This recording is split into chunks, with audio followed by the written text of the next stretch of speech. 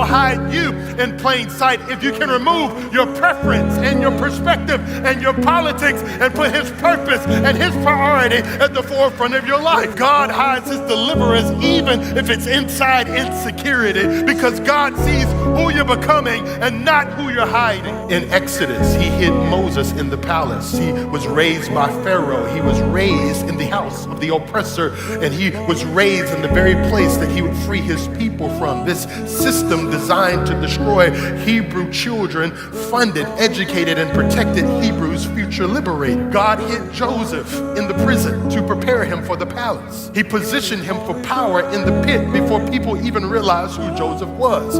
As a slave and as a prisoner in Egypt, God purposed him and he positioned him to prosper him for the betterment of his people and everyone that would come behind him. Joseph learned administration, discernment, and leadership long before influence, and he learned it in the pit, not in the palace. Why? Because God always hides his deliverers in plain sight. And what looked like delay was divine development. God hid Esther in plain sight. He hid her inside of a pagan empire, in a beauty contest, inside a godless place. Her proximity to power became the doorway to deliverance. God hid Gideon in plain sight. He was hiding in a pit in fear, and God called him mighty warrior. He was hiding in the threshing winepress, and God hid him not just in the winepress, but from his enemies. God named him by his destiny, not by his condition. Why? Because God hides his deliverers in plain sight. God hid David